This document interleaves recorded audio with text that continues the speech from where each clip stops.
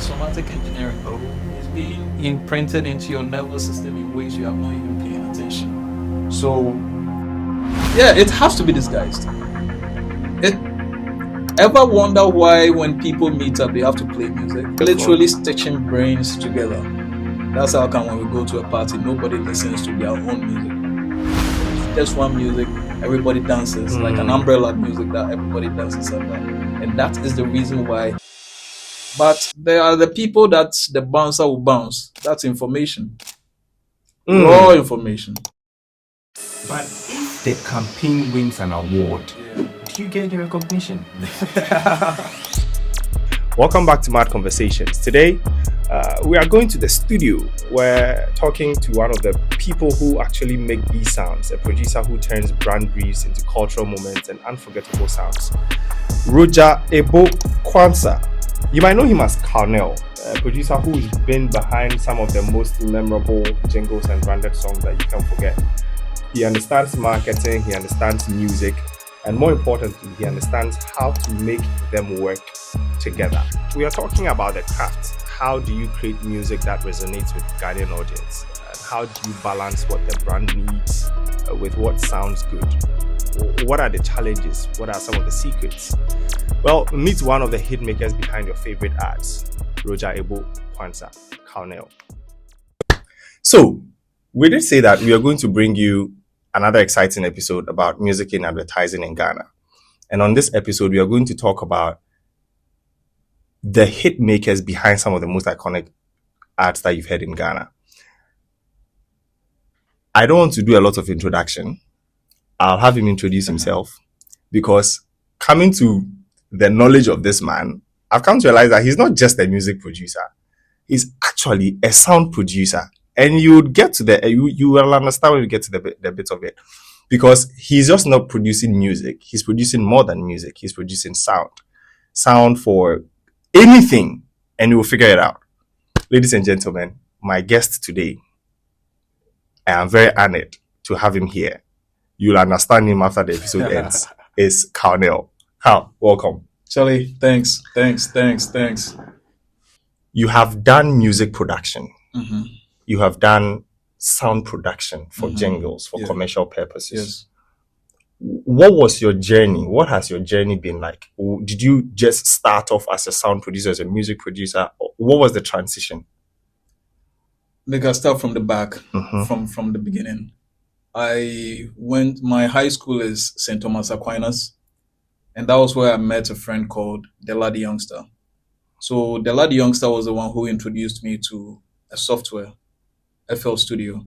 Yeah. And I started playing around with this. Then my boys in the neighborhood, they'd be like, Charlie, we feel do some music and things. So I was like, all right, cool. I mean, I'm handling production when it comes to recording, mixing, making of the beats and all. So it started in the neighborhood in Labadi. Okay. That's where everything began. What was this neighborhood called? Labadi, Apapa. Labadi, Apapa. Yeah. Shout out to all the Apapa boys. Yeah. Avil. So that's where it started from. And at some point, we had to move from Apapa to Roman Ridge. Okay. I didn't have a computer back then. So the deal I had to do was to move from Roman Ridge to Labadi every single day, at least for 6 months. And that was after school. I did not have the money to even pay for transportation. So what I used to do was to walk from Roman Ridge to Labadi, spend the night from, say, 8 p.m. all the way to next morning, 4 a.m. All that I'm doing is just creating sound. Consistently for 6 months? For 6 months, yeah. Wow. Yeah, so that was, if somebody had to say, that was my going through the mill, going through the fire. Right. Yeah. And it was after that experience, that was when I got an opportunity to work in a studio called Mixdown Studios. Oh, Mixdown. Yeah, Mixdown Studios. So okay. The Labadi thing, it was more of a preparation. From there, I went to work in a place called Kuala. I was a shop attendant for a bit.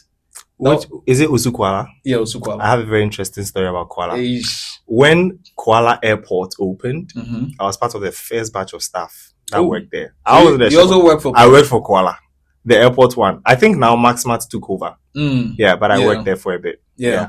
So Kuala, some weird things happen in Kuala. But when I was working in Kuala, I met a friend, one of my friends from SDA, Laboni SDA. Okay. His name is Jalel. He was working with Mixdown back then. Okay. Before I even got to know Mixdown. Okay. So he invited me to the studio because of my sound capabilities. That was the first time I entered the studio. So all this while, how were you doing? How were you learning? Learning The from the FL studio, I was learning from my friend's place. Okay. Yeah. So the majority of it was Jerry, Charlie, if you can your house, can do production, can learn stuff. So Jerry be like, yeah, no problem. So I'll go there. That was when I'll sacrifice my nights and then start producing from, say, basically 8 p.m., 9 p.m. After Jerry's from work, he comes home. Then I take over from 8 p.m. all the way to like 4 a.m. in the morning. And I chose 4 a.m. so that I could leave early and then get home before the sun comes up. Wow. Yeah. So was it because you're trying to, get away from your parents to let your parents know that this is what you're doing? No, they really didn't care. They didn't even know what I was doing. They had no idea what I was doing. Okay. I remember my mother one time saw me working with the FL and she was like, hey, Bazina colors with brains. Yeah. So that was how it began. And from Kuala, I got invited to come and work at Mixdown. That was Cyril Gokel. Oh, yeah. Cyril, our own Cyril. Yeah, rapper Cyril. Yeah. Oh, okay. It's like, yo, Charlie, come work for me. It's like, all right, cool. And that was my first time working in the studio. And the interesting thing is, my first radio ad, Charlie. Hey, have you some? You recorded your first radio ad in Mixdown? Yeah. Oh, okay. I wasn't the one who recorded it, but like me editing the first year. And I had no idea how it worked back then. Yeah, I had no idea, bro. But before you went to Mixdown, did you know, or what did you think you were going to do at Mixdown? Did you think you were going to produce music, or you were? Okay. I thought I was going to produce music. So when the jingle came in, were you surprised? I was. Okay. I was. He said, edit this for me. So with my background with music, I thought I had to edit it like I was editing music. I edited a thing. The thing was like 3 minutes long. Cyril came through. I was like, yo, this thing, so that they do. I'm like, okay, you go show me. He said, yeah. So you know how before you get into the studio, you would think that radio commercials are supposed to be like fast and people were recording so fast. Yeah. But no, it's not like that. So Cyril taught me how to edit, cut, bring the vocals closer so that it feels choppy. So something that was supposed to be 3 minutes, originally 3 minutes, became 1 minute. Ooh. Then I understood, okay, so this is how they did it. So that was your first experience with editing radio. But also your first experience in a studio. In the studio, yes. And the first your first experience in a studio with that preconceived notion that you were going to produce music. Yeah. You ended up editing commercial jingle. Yes. How did that shape what you have become now? Because you started out as a music producer, or you wanted to be a music producer. Yeah. You ended up editing commercial jingle. Yeah. Did that shape what you have become today, or the jingles that you ended up eventually producing? I would say that Mixdown was more of a seed for me. Everything I learned at Mixdown was more of a seed to who I am today. So, Cyril is a rapper, and that's what I knew about Mixdown. I go there, I meet people like J-Town, I meet EL, Stargo. They are all rappers. But behind the music thing, Cyril was also running a production studio for radio commercials. So me being there was to be the producer for radio stuff and also for his music. So I was a producer for his music, and I was also producing for the radio. I was working as the radio editor and all of that stuff. Right. Yeah. So when did you produce not edits, but when did you produce your first commercial jingle? That was around 2011. In Mixdown? Yeah, at Mixdown. Do you remember the jingle? I do remember, but I wasn't chosen. It wasn't? Why? It wasn't because the client thought it was too abroad for them. They wanted a Christmas jingle, but I thought maybe they wanted a regular Christmas thing. And I produced it. It was very good. It was very good in terms of what I was able to accomplish, and I played it to some of my friends, even to some of the people who were working at Mix Now. They all thought it was good, but the clients were like, nah. And this was how long? Oh, 2011. I mean, and you went to Mix Down what year? 2010. Okay, so this was a year after you had gone to Mix Down. Okay, let's try and get into the meat of the matter here. Okay. So there's, as I have come to understand it, there's artist music, there's brand music, correct? Yeah.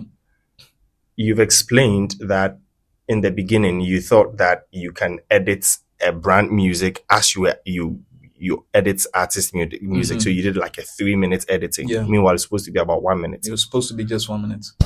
What would you say the key difference at the early stages? What would you say the key difference was for you at the time that you identified between artist music and brand music, apart from the length? Urgency. Tell me more about it. Urgency in the sense that you don't have a lot of things to say when it comes to brand work, like brand messaging. With brand messaging, you have to be succinct, you have to be straight to the point. But with music, you can be poetic. But with commercials or marketing, you can't be poetic like that. You can be, but it has to be in such a way that it has to inform the individual. There has to be a sense of urgency. Because my first editing, which was 3 minutes, did not come from a place of urgency. It was Cyril who told me that, the people are going to pay for just a minute.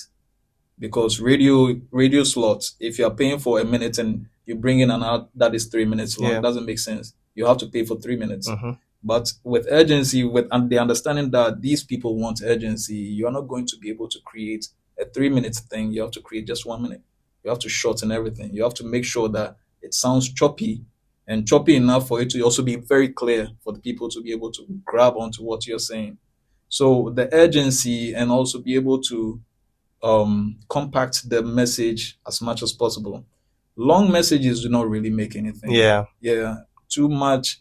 Some people will create an ad. Even 1 minute ad is sometimes too long. Yeah, I've seen it. I've heard it so many times. And when you get into the middle of it, you're bored. Yeah. So you should be able to put all of your message in a very short period, like say 30 seconds. 30 seconds. If you can do this, you're good. That's what I learned. It's not just about what I'm getting. It's not just about the time you're paying for the radio time.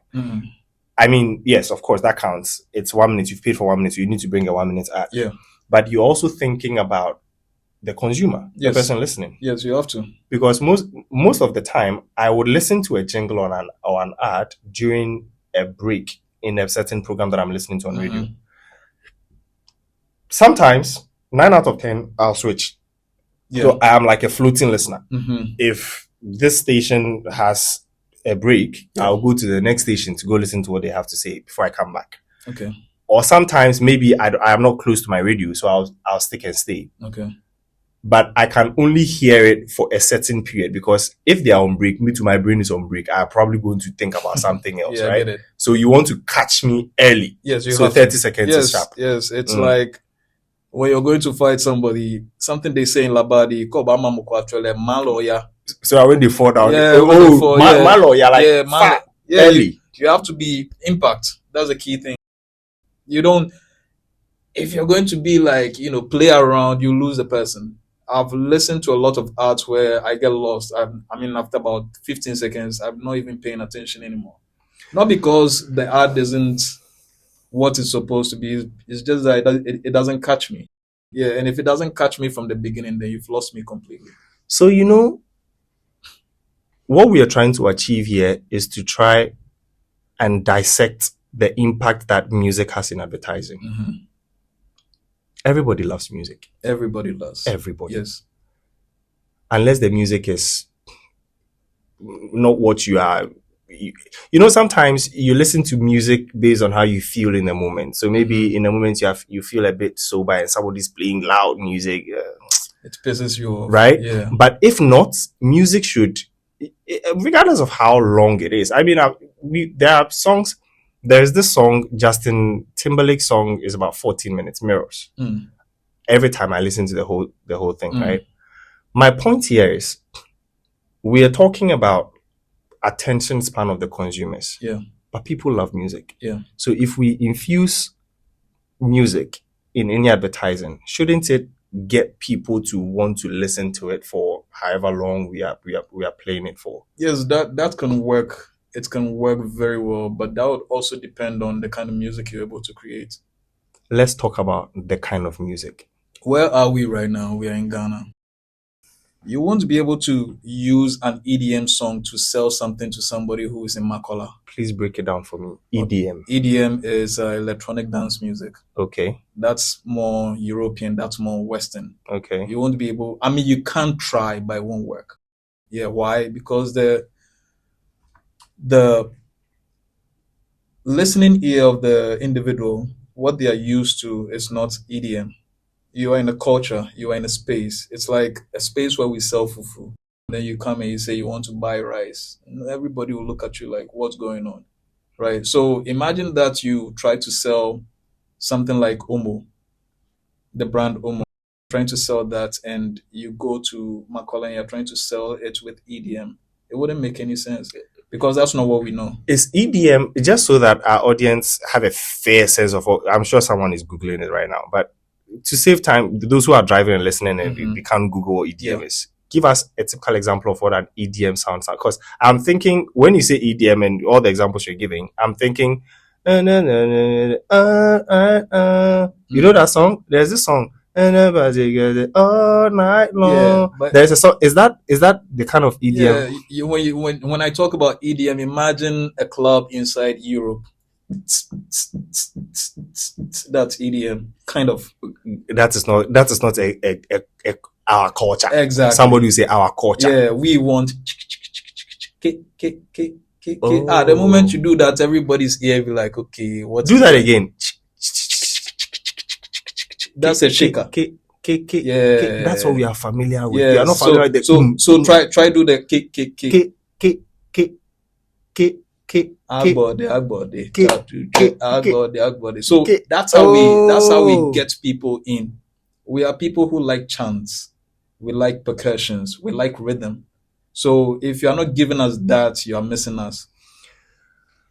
Where does your creativity start when you receive a brief from a client? Where does their brief end and your creativity start? Wow, how do you decide on exactly what I have to do, on what sound fits? Because we've given an example of what sound fits a Ghanaian audience.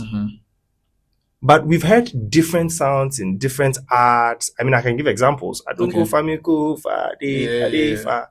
You gotta take perk now, right? Cargo. These are, from where I sit. Yeah. Gotta take perk now and non cargo. They are different. It sounds different. Yeah. So hence my question: when you've decided that this is for a local audience, a Ghanaian audience, how do you now start your creative process without interfering or fearing too much from the brief that has been presented you? This is my creative process. When I get the brief, I read the brief, I understand what the client wants from me. But usually I don't just start work. I don't just dive in like that. I try as much as possible to envision what the person would say after I send the song to them. What do I mean by this? I try to envision the kind of messages the person will send to me. Like I'm living in the end. After we've done with everything, that's where I start from. And I imagine the person sending me messages like, yo, this one here, the B, wow. This one rocks, wow. This is like emojis, fire emojis, flaming emojis and all of that. That's where I start from. I see that in my mind first. Why? Because that's the goal I'm aiming for. I don't want the client to come back and say, no, I don't want this. So I start from there. When I imagine this, now I ask myself the question that, why is the client sending me something like this? Why would a client or my client, let's say Nanaba, why would Nanaba send me emojis like this? What did she hear? What did I send to her? And these questions I'm not asking just anybody. I am asking myself, my brain. Because I've done this for a while and I know how the brain is able to produce results when you ask the right questions. So I see the image in my mind. Nanaba has sent me, oh, Ebo, that's what she calls me. Okay. Oh, Ebo, this one there, you've killed it. This one there, you've done all. Okay. Now, my question is, What did you do? What did I do to get Nanaba to respond to me like that? I leave it alone. Maybe go for a walk or sleep, wake up in the morning, the answers come to me. Sometimes a simple shaker, sit down, play a simple shaker, then the whole thing, it's like it unfolds. Yeah, it unfolds like a thread you're pulling. The moment you pull one, then you just say everything just comes. So it unfolds. Then a shaker, a percussion loop or something, I put it in there, and then I start producing. I start doing what I have to do. So if there are lyrics to it, sometimes clients send lyrics. Okay. Sometimes they don't. They just give you the brief, and you have to scheme. You have to get the lyrics from whatever they've sent you. Yeah. That's when I get a singer. If I have to bring in a singer, Okay. I bring in a singer, and then we start recording. Whilst we are recording, I send a voice note of like a rough sketch to the client. This is what we are working on. Usually I do this to let them know that this is exactly the direction we are heading. Just so that we don't finish everything for you to come and tell me that I don't like it. But usually when I do, they be like, yeah, we are in the right direction. So I'm done with it. I'm done recording. I mix, I master. I send it to the client.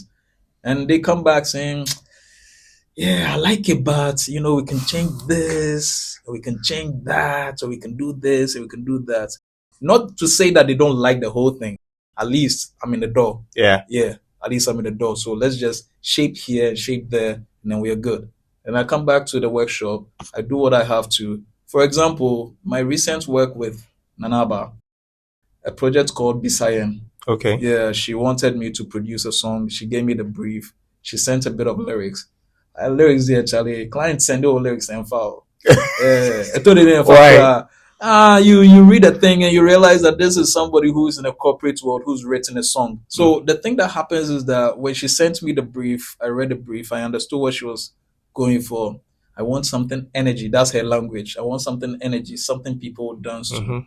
And then she drops the lyrics. So I take the lyrics, like basically I said, I asked myself the right questions. What would make Nanaba send me all those emojis and messages? And if she says she wants something that is energetic, danceable, then I go to my FL, start making the beats from there. And this is more like starting something that has a shaker in there because I understand the climate that we are in. Bisayan, it's local, means ask us. Yeah, so I'm not going to put in any weird sounds like how you would put in an EDM song. Again, EDM is right. I'm not going to put anything like that in there. Maybe shakers, maybe castanet, maybe yeah, maybe something a bit Afropop. I start working like that. I invite my singer come through. We take Nanaba's lyrics, we strip it down, we take what is necessary, what is most important for whatever she's trying to communicate, and then we record. So when I was done recording the Bisayan project, I sent it over to her. I want you to give context so that. Okay. So I was asking if you can say a bit more about what was it that they wanted? Oh, or like what were they trying to promote they came to you? They were running a campaign. Okay. And the campaign was about breast awareness. Yeah, they want something energetic. They want something energetic. I think their understanding also is that if somebody can dance to your tune, they will automatically like you.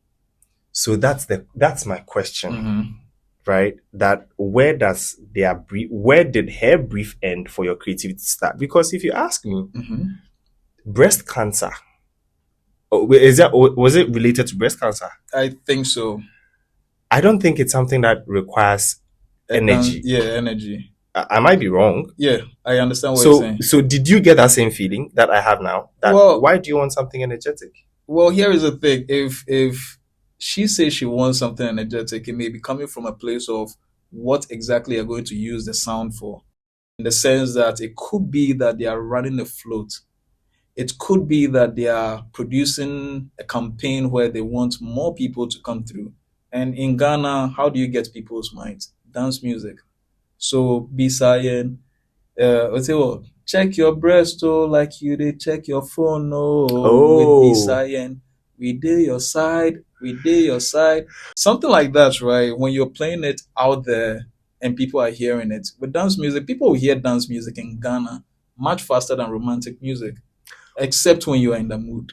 Oh, well, Yeah. they say when you are sad is when you actually hear the lyrics. Yeah, exactly. Why do you think it was necessary? Mhm. I mean, some of our guests have touched on it, but I want to ask you, why do you think it's necessary as a sound producer for you to add sound to an advertising campaign or an advertising material? Why do we think it's necessary for us to use music? Yes, you can just tell me, check your breast like you check your phone. You can say that to me, but and you are communicating, right? yeah, but the thing here is the brain doesn't accept information like that. Tell me about it. Okay. Imagine that your brain is a nightclub, like a nightclub, and there is a bouncer. Everybody's brain has that thing. There's a bouncer. What is it called? What is it? Everybody's brain has that thing. What's that thing? Well, I don't have a name for that, but I'll get to it. Okay.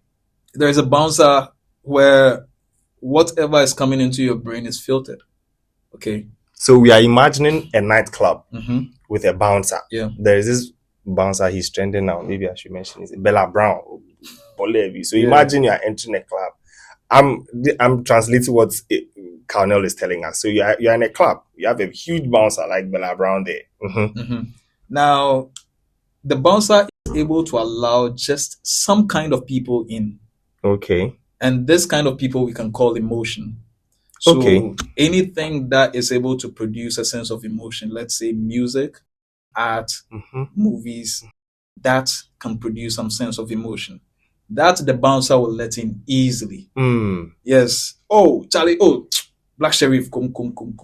Oh, So Black Sheriff is an emotion. oh, it's an emotion. Okay. Because it's music. Yeah. Yeah. Or let's say Sakode. Oh, Sakode, go inside. Yeah. But there are the people that the bouncer will bounce. That's information. Mm. Raw information. So if I go and bring it's okay, I'll mention Raw the information. minister sleep. Yeah. So imagine, say, we are talking about advertising, Mhm. right? So imagine that you come to me and say, buy one, get one free. It's flat. Yeah, but the fact that I'm hearing free, Yeah. I'm excited. Yeah, but your brain says it's nothing. Your brain is working with emotions. Your brain is not going to accept it like how if I say, buy one, get one free. Buy one, get one free. You see, it moves you. Yeah, the moment it moves you, Charlie, your brain is like, okay, come on in. So it's a disguise. Yeah, it has to be disguised. Ever wonder why when people meet up, they have to play music? When groups of Because people it brings people together. Exactly. I mean, if there's no music, we could be in everybody's corner. It's on their literally stitching brains together. That's how come when we go to a party, nobody listens to their own music. There is just one music, everybody dances, like an umbrella music that everybody dances under. And that is the reason why, oh, Charlie, I see you, Joe, yeah. Emotions are the reason why we like each other. So if there is no emotion to your message, it's not going anywhere. That's why it's weird. These days, there's this, they call it, sound like they put headsets on everybody's head and you see them and they are dancing. It looks weird. Yeah, but it's the same music everybody is listening to. But it looks weird. But if the music was open and everybody was, you would see that people would be more connected. Yes, exactly. You would see them all together. Exactly. But if everyone has their own music, even though it's the same music you're all listening to, it's in my ear. It's in your ear. So I'm by myself. Yeah, you don't move. You don't interact with people much. So with advertising like this, when you say buy one get one free, you really know they slap like when I say buy one get one free. Buy one get. Then the next thing you know, the bouncer be like, oh yeah, come on in. So in a sense, the bouncer sees the information which is buy one get one free, but because there is emotion to it, the emotion be like, oh yeah, I'm with the that's guy. My guy. That's my guy. So then you go inside. So when it comes to advertising and music is really crucial. If you really want to make impact, you need music. If you don't have music there, Charlie, then it's like you are just throwing your coins out there like that. Wow. Must every advertising come with music? It depends. Tell us. It depends. I've seen advertising that doesn't have any music. And usually those ones are with their video, like their videos. But the ones that I would say must come with music a lot of times are like what you hear on the radio. Yeah, because even listening, just listening, you see, when you're watching a video, it has like it's taking two of your senses at a go, Mhm. which is your vision and your hearing. But when you're just hearing, it's just that it's just coming through, and you get bored because there's nothing engaging your eyes. But if there's music in there, we all like music. It will catch your attention, especially the right kind of music. It will catch your attention. And when I say that the right kind of music, it's music that moves you. If the music moves you, then it is really deep inside your body. Like, you ever see somebody who's angry and they are talking and they are tapping their feet at some music before? Yeah. They are doing it, but actually, subconsciously they are tapping their feet, but consciously they're like, oh yeah, you they are boy, you Yeah. but then still they are still tapping into the music. Why? Music is universal. It reigns. You ever seen any float without music before? Nope. Any campaign? You Nope. ever see MTN or Vodafone do anything without music? It doesn't work. It doesn't work. It would just be like straight information. So it's consumer behavior and how our bodies respond to things that evoke emotions within us. Yeah, but if the marketer is intentional, then it means they know exactly what they're doing with regards to why they would even introduce music. Because I am not trying to use music so that I hit or I miss from what I'm selling you. Mhm. I'm using music to get your attention, to for you to make a decision. The only time you make a decision is emotional.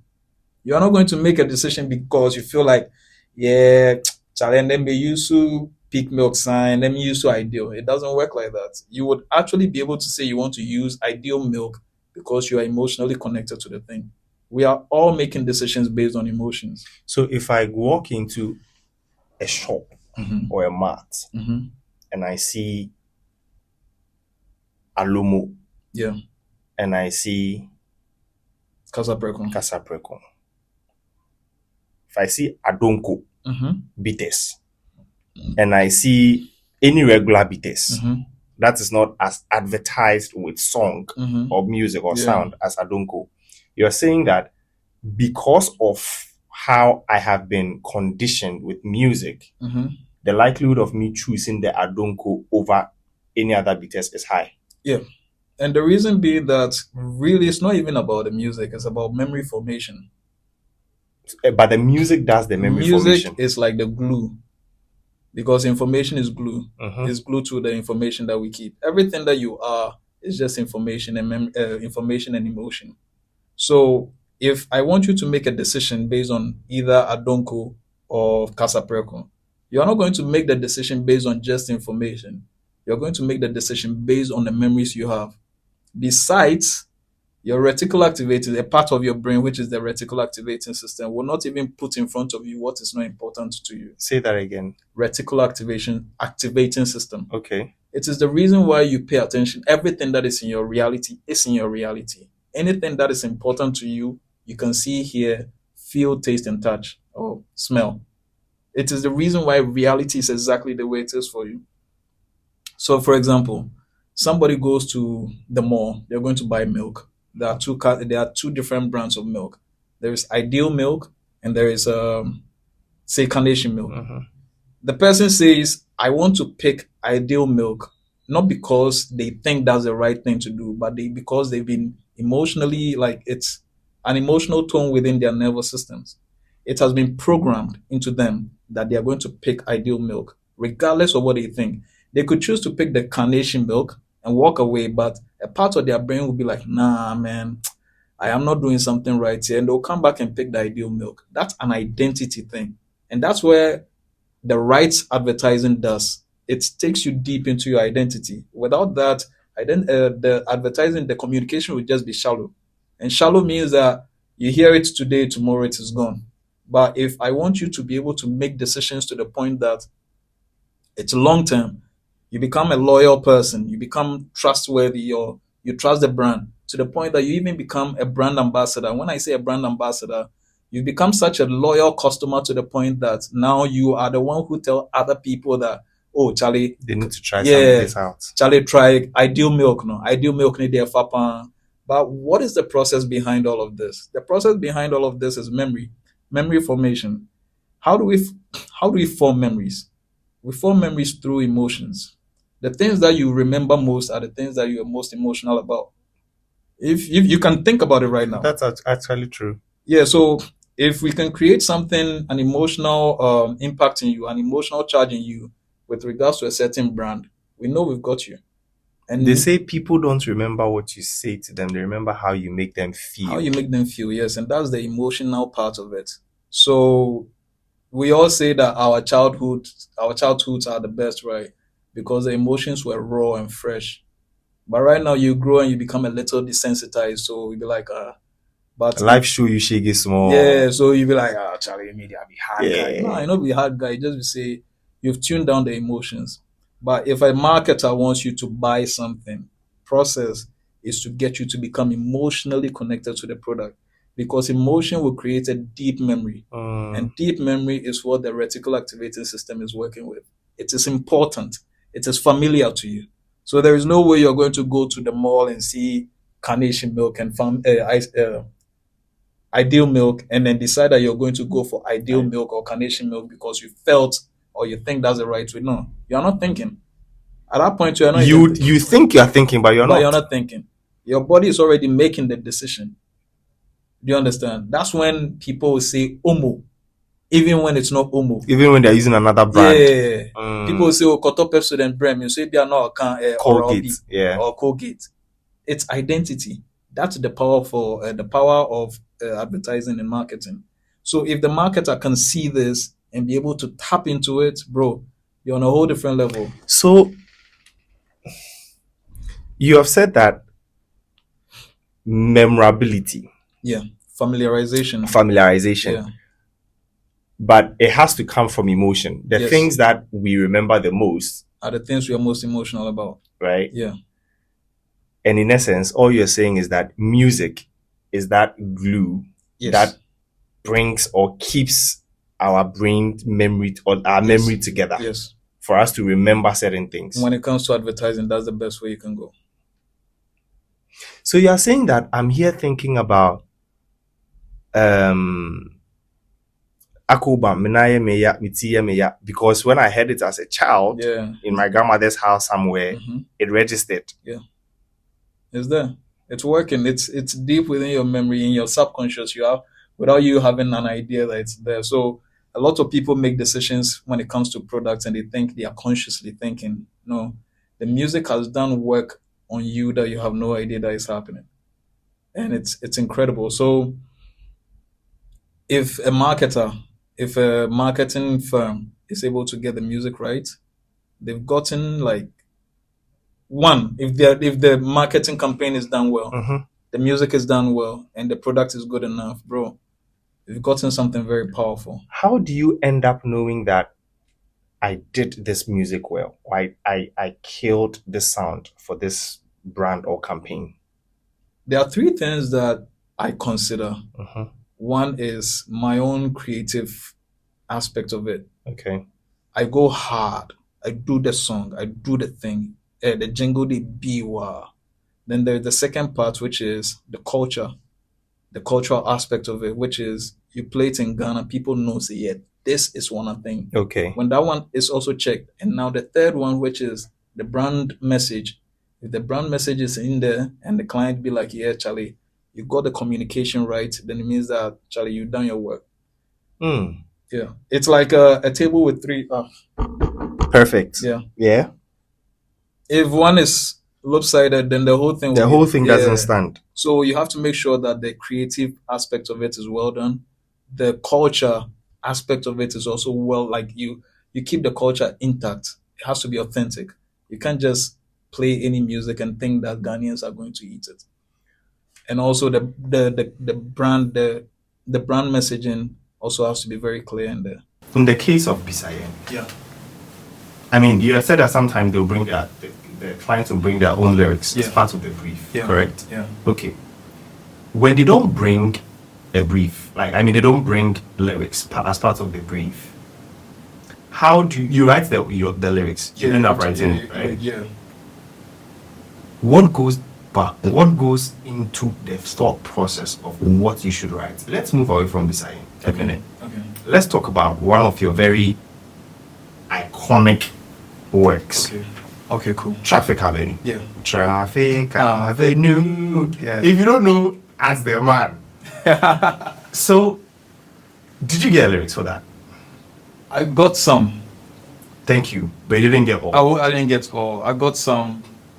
So Jessica calls me up and she says she wants a song for her program, and the song is the program is Traffic Avenue. Okay. She gave me what she was going to use the song for, and she wanted something that would be timeless. That's what she said. Okay, so the bottom line of the brief is it should be timeless. It has to be timeless. Something she can play every day on her show. Every day. Before you even finish, I think you gave her that because it's been timeless. Well, yeah.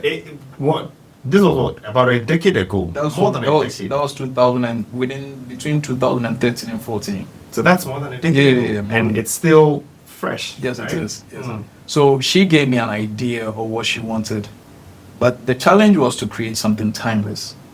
And this is when I came to the acceptance that you can't do everything by yourself. So I actually had to invite other friends in. Collaboration. Yeah, collaboration. So I called Alexia, I called Elvin Red.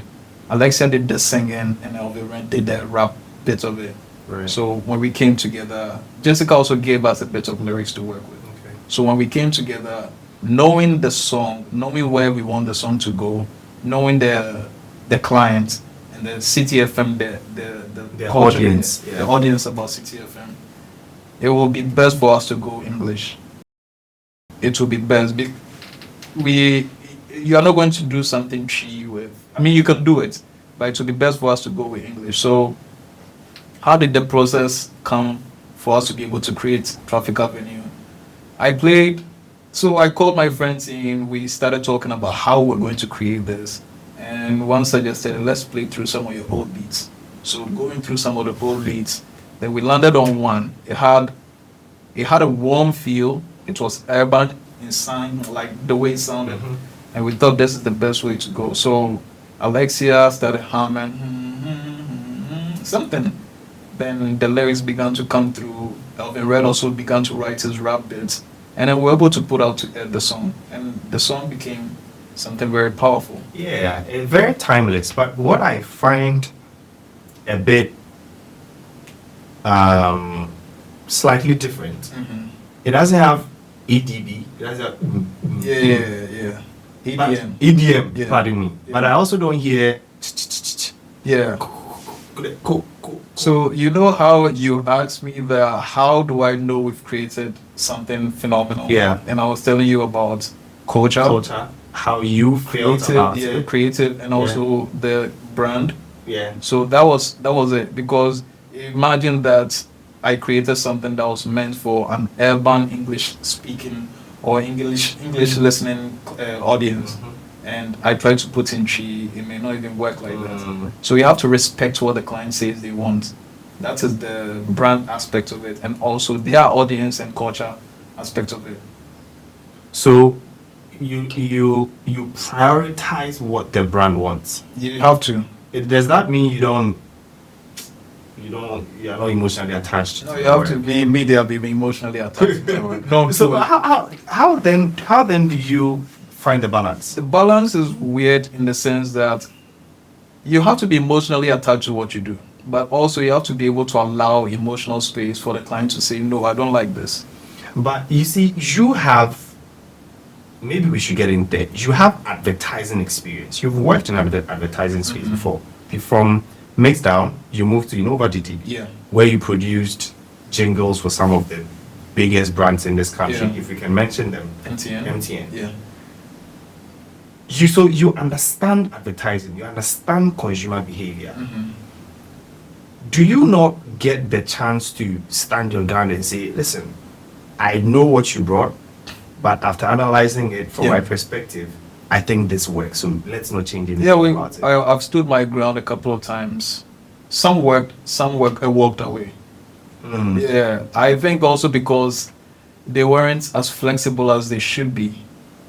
Because if you're not flexible, you'd want certain things in your brand music, but it won't work.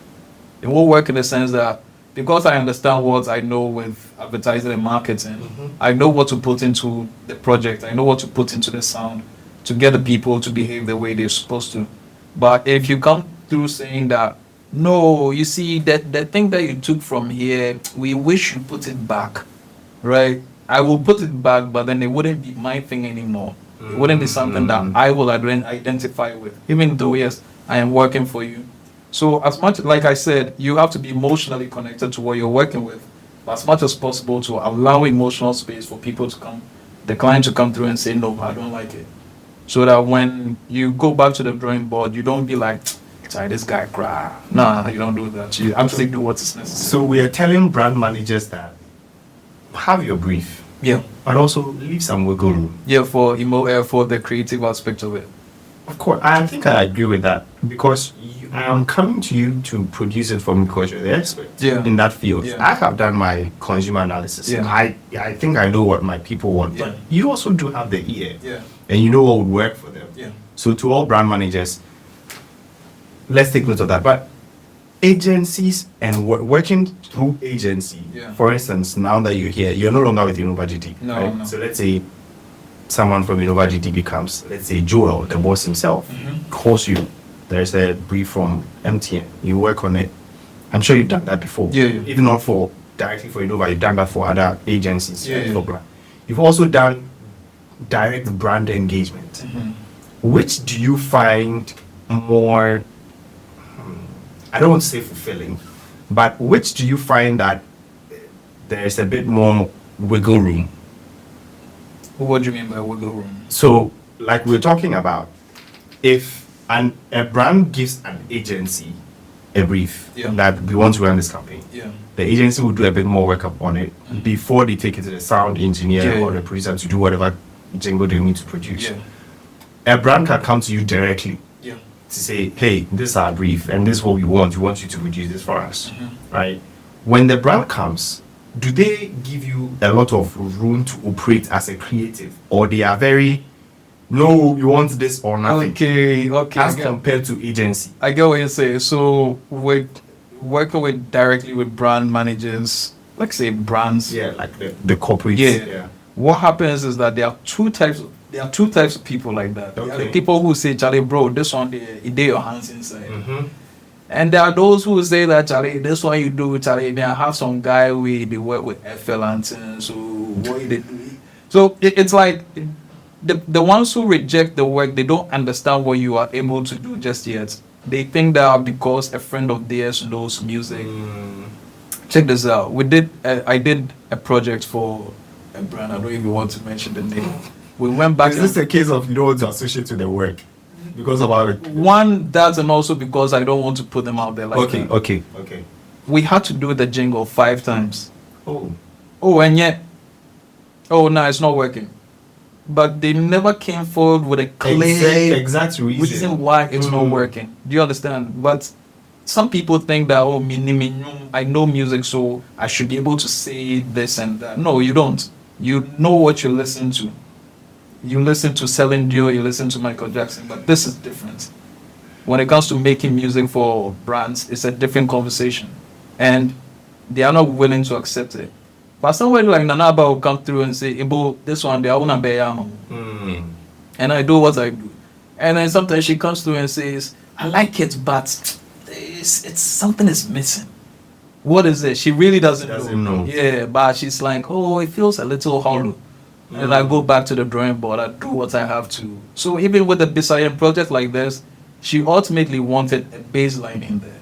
But you didn't put a baseline in there. That was the first one I did. I didn't put a baseline in there. So when she told me that this is what is missing, I'm like, okay, I get what you mean by what is hollow. When I finished, I added in baseline and I sent it to her. She like, yeah. So there are the people who are willing to trust you with your creative work because maybe they've worked with you before.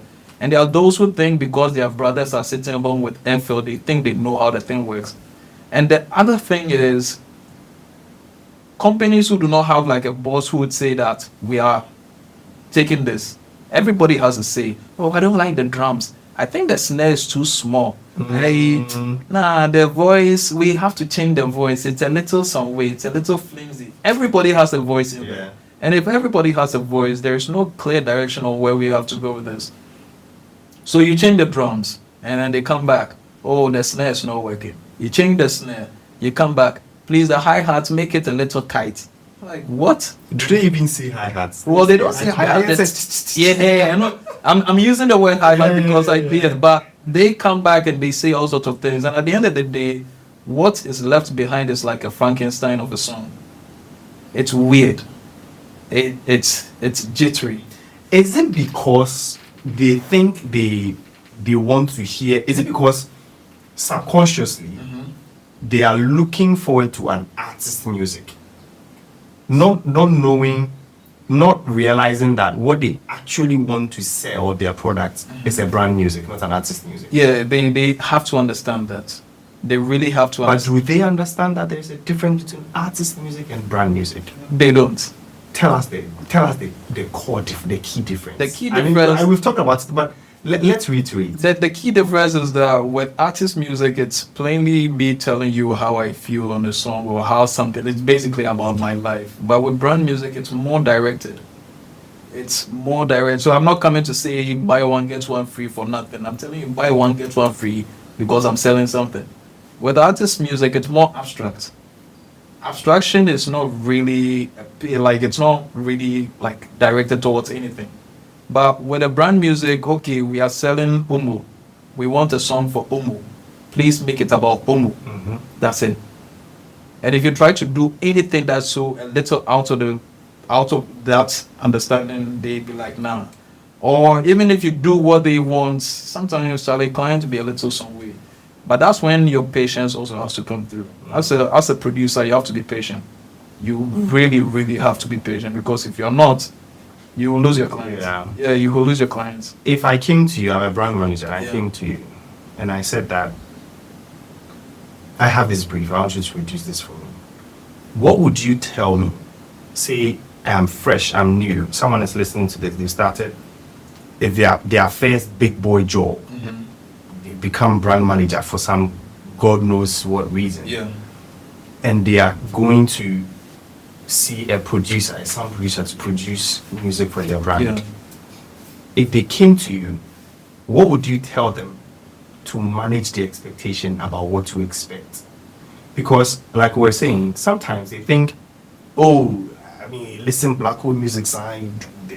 So, because they think they know some music based on, oh, maybe they've played music and their friends, oh, Charlie, have, you know, like Yeah, you share yes, playlist and your friends, Charlie, have good music taste too. So, Yeah. at the back of their minds, this is music. I know music. I know music. Yeah. What would you tell that person to so that they're able to manage their expectation, or at least to tune their perspective small, in order for you to be able to land On exactly what needs to be done. exactly?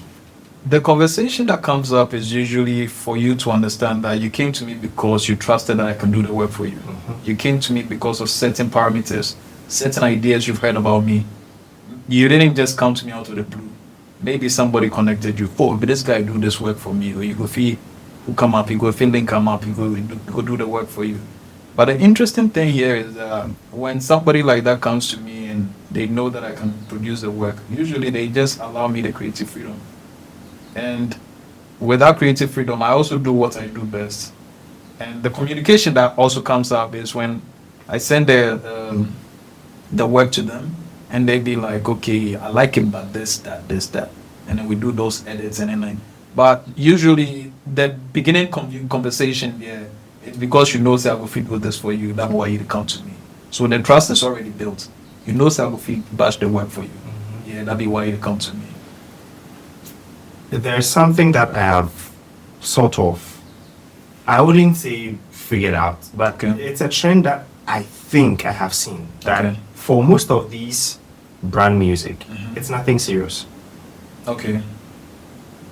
It's fun, let's just jam and go.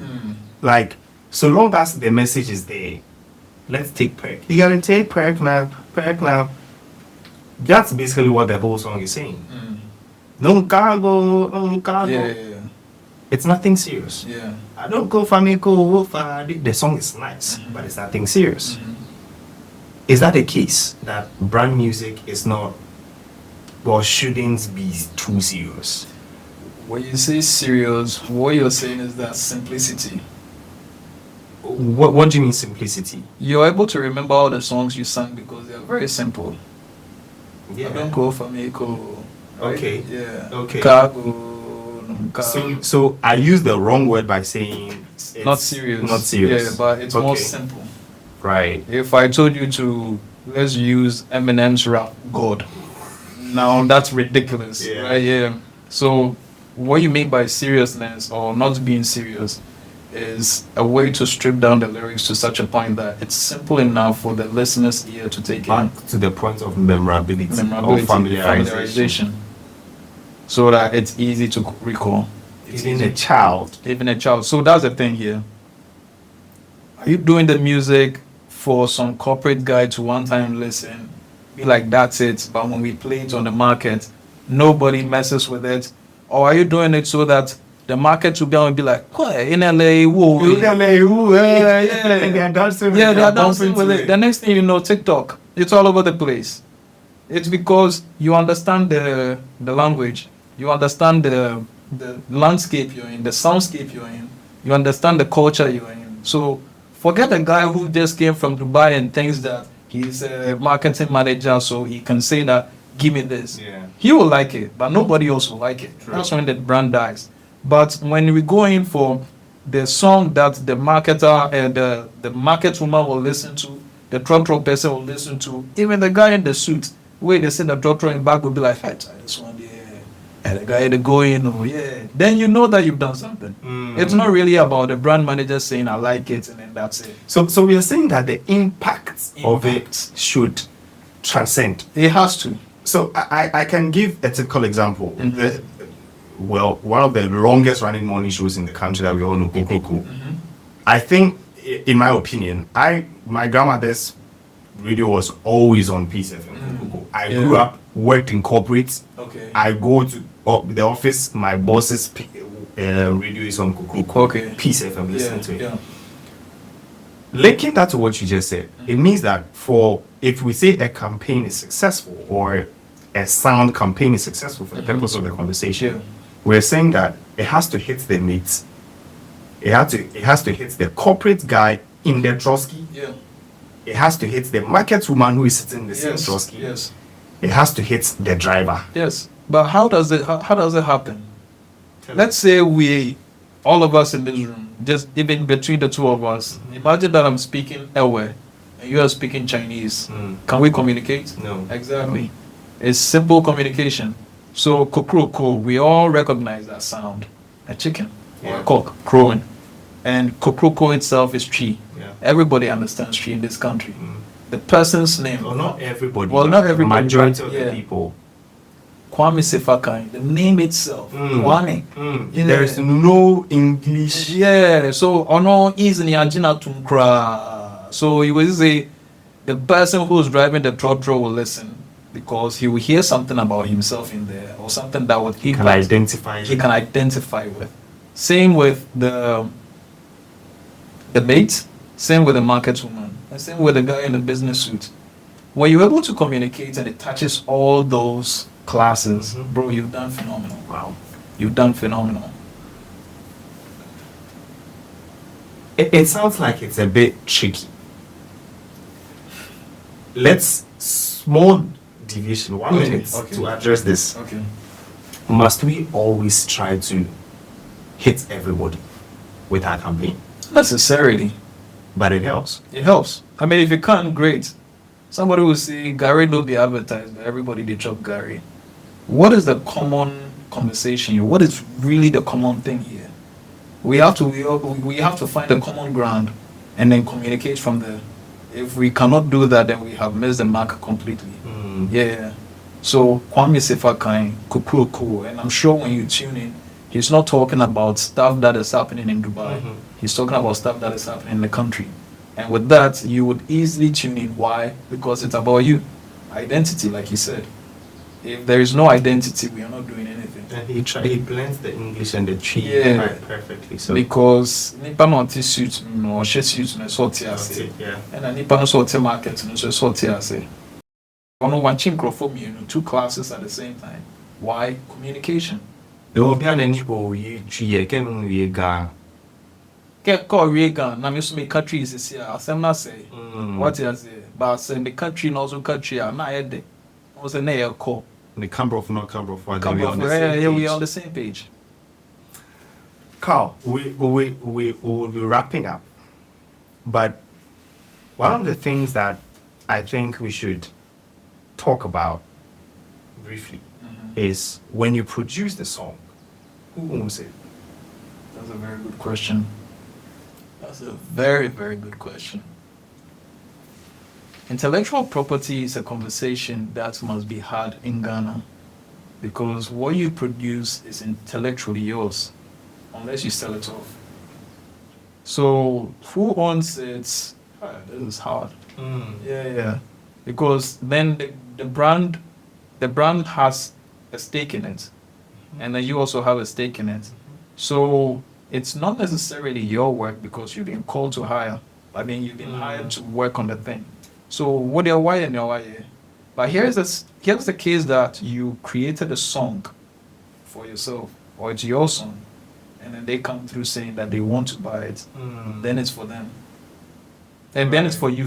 Yeah, so it's for you. You get, even if they use it in perpetuity, you get paid. You get paid. Yes, you get paid, and it's your how would I even say it? Your intellectual property that belongs to you. So in actual fact, what happens is you license the song. It's not like you sell it off. Yeah, you license the song. So, Jina Fakoye ni obeye. Nafa mi no bring right. Yeah, but then still the song is mine. But what a lot of us do is that when we create a thing, we just give it away, and we think that yeah, no. But when you are called, when you've been hired to do the project, you've been hired. It's not like you started the project by yourself. I don't know if you catch it. I get it. Yeah. Whew. So, if I produce the song, and like you come to call me, Abeiku, do this for me, and I do it for you. Yeah. And you pay me. I don't get to get a stake or whatever, right? Well, you should, based on the conversations that go on. Yeah, because from the beginning, for have that conversation. Exactly. Yeah. But let's say you didn't have that conversation. Then you are out of the You're out of the conversation. You're out of the conversation. But if the campaign wins an award, yeah, do you get the recognition? you should. But you don't. But you don't. That's because there aren't really systems in place to recognize that kind of work in Ghana. But I know for a fact that in other places. So CIMG, this is a call to you. Age, this is a call to you. Andrew is on our show. Yeah. So yeah, you know Andrew. So Andrew, please, Carnell is here. He's saying that. Well, I am saying that. Don't put words in his mouth. I am saying that. Please, henceforth, let's recognize these people. They are the ones behind the scenes. Yeah. I mean, I wouldn't have known a lot of most of these campaigns that we award. We have these huge awards events and we award. We wouldn't have known them, but for some of these producers. Charlie. Andy. Yeah, Andy. Let's consider Andy, them. you the watch us. So we're going to wrap up. All right. We've seen a lot of AI conversations floating around. Yeah. Does it shake you? Does it bother you? No, it doesn't. Why? It really doesn't. You don't think I can... FL is Fruity Loops, right? Yeah. Let's say Fruity Loops does Fruity Loops AI. I don't know if they do now. Okay. Let's say they have something like that. And me, I can just issue a bronze. I have this brief from this client, produce a sound, Does that not bother you? No, it doesn't. Why? It doesn't because I also understand what AI can do for me. I am not sidelining AI. I say something like this. If around this time was when cars were made first For a fact, people will complain about it. Why? Because it's new. Oh, car DNC, oh, NRC, and oh, it's too fast. So the day, if ever it happens that there was an accident back then, everybody will be like, Hi. right? Right now, people are saying that AI will take their jobs. Like AI is going to be like cars very soon. Soon enough, people will be born into a world where AI is running things. So you, the individual who feels threatened by it, you are like the one who's willing to walk when there is a car. So for me like this, how do I use AI tools? Something like Suno. If I can create a sound, and the sound is very good, and I want, let's say, some guitar riffs for inside, I could go, Charlie, AI, I want guitar riffs for my thing inside. Can you give me? Before I even called a guy to say, Charlie, bro, if you come over, then come play me So something. speed and efficiency. Exactly. Oh. Exactly. So if I don't call the guitarist, may he come through. Take 1 hour for wherever I Yeah. come to the studio. Charlie, come and play Sulu, around I 30 minutes. I get some. I've done the beats. You listen to the beat and then give me a guitar riff here. That's it. Or the amount. You can go in and say that I have a brief and I want a full beat or full song or whatever. It will give it to you. But that, in fact, Have you tried it before? I haven't tried it before. Use like full AI to produce it? No. You I haven't tried. I haven't Do you, tried. do you think it would still have that emotional connection? You think it would still? You can I've heard get some AI songs and you can get away with it. Yeah. Yeah, you can get away with it. But the truth is, Charlie, AI no go fit copy culture. at all. Hey, kick. Agbody, charge. No, you're not good. You're not good fit. Imagine say a brief come to you, say create something, Jama. How are you going to go to AI to do it, Jama? It will try something, but you send it to the client. Client will be like, boss.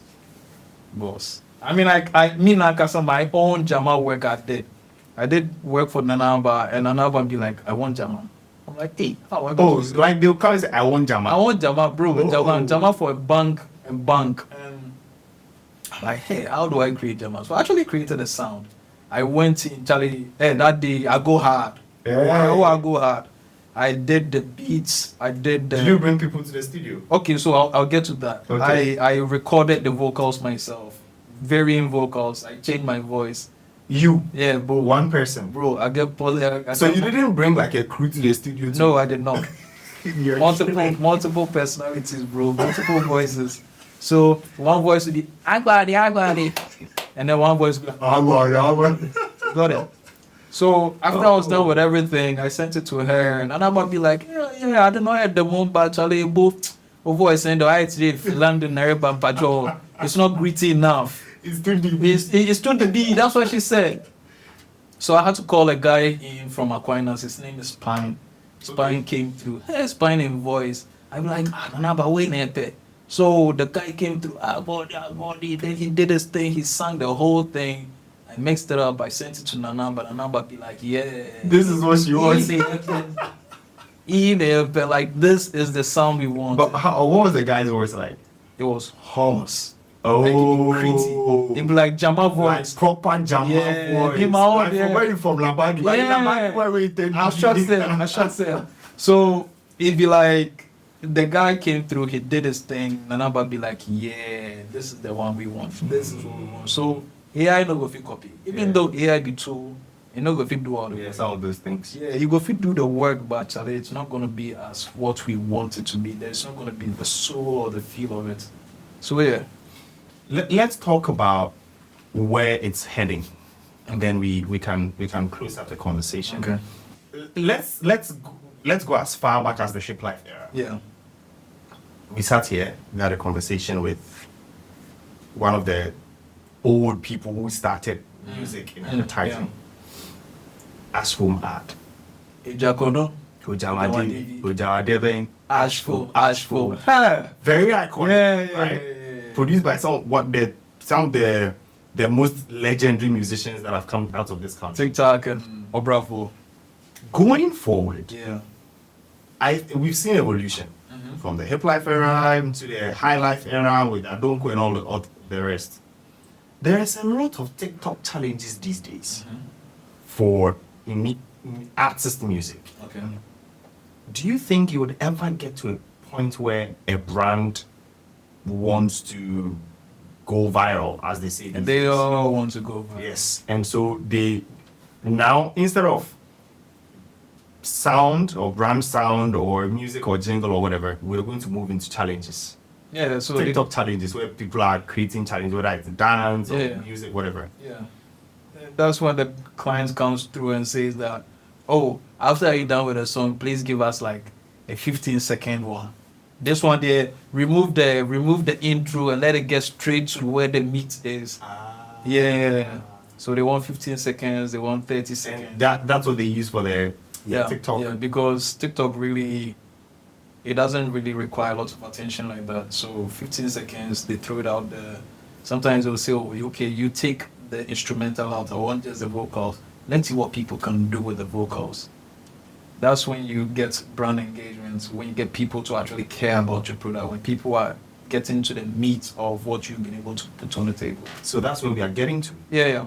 And so when clients come these days, back then they wouldn't say they want 15 seconds, but they would say that they want, now they say that they want 15 seconds, they want 30 seconds and all of that stuff because of the new climate of social media and all that.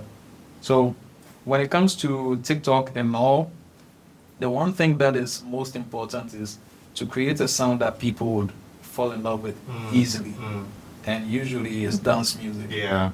And dance music works in ways that a lot of times you don't even pay attention to. One of the things it does is there is something called somatic engineering. Yeah. What this means is that, when you go to a club and you play a song, or you go to a wedding and you play a song, and everybody, hey, this is my song. Yeah, my song. Yeah, that's my jam. That's my jam. And everybody's dancing the same way. Yeah. Yes, it's somatic engineering. Oh. It's being imprinted into your nervous system in ways you have not even paying attention. So when they say they want dance, they want the TikTok dance challenges, maybe they don't even know what I'm talking about, but that's literally what you're doing. When you start dancing, and then you start mentioning or you're singing the brand's song or whatever it is, you're literally encoding this into your identity. So let's do the brand challenge. Okay, brand challenge. I feel the nipa no cook room. Or whom ideal milk. If you say what two ideal milks are, it's easy. It's easy. Somatic engineering. Yeah. Then the bouncer, wama, not coincide or someone there with the assassin. Yeah, you dance like that as well, Charlie. It's easy. Wow. It's easy. That's why dance music is very, very powerful. Yeah. So you find that a lot of times when some of these are, there isn't, I haven't heard, okay, I think Perk is the only, even that is a bit uppity. Right? Yeah. I mean, upbeat. Yeah, upbeat, yeah. So it has to be dance. That's something that will move the body. Yeah. Really? Yeah. Can be slow. It can be slow, but what are you selling? That's the thing. Yeah. Your product is also very important. You want to be able to sell wine. You can do it, but I don't think that works like that. I mean, with the somatic engineering, and then maybe I think we can, when these days when you go to the club or wherever, you hear these DJs playing and then they transition into, I heard this transition. The guy was playing a local song and then he transitioned, Gino, Julie. For real. And everybody go like, like, and then, so that's when they start, like, the shouts get louder. Why? Somatic engineering. Exactly. Whoa, nervous system. Yeah, quality. So you hear it, brings back memories. Like I've been saying, we are trying to create memories with our advertising campaigns. We create memories. You can make decisions easy. That's it. So, what we've learned today is that music and advertising, especially when you're producing music for any advertising campaign, you want to evoke an emotion. Yes. The emotion you want to evoke should lead to memorability. The thing that would, let me backtrack. If you want to have a successful campaign, if you're planning on having a successful advertising campaign, you need to focus on emotion, evoking an emotion in the people. Yes. That should lead to memorability. Yes. Because the things that people remember are the things that They're most emotional about. Yeah. And the thing that makes them remember that whatever it is the music. Yeah. And how good the music is. Yes. And how they resonate with the music. Yes. Cornell. That's why the culture is important. Yes. Yes, Understanding the culture, what the people Yes, want, and how exactly. they consume Yeah. the culture, the music Yeah. in their culture. Yeah. If we had more time, I would have shared one more thing. I think, share. Okay.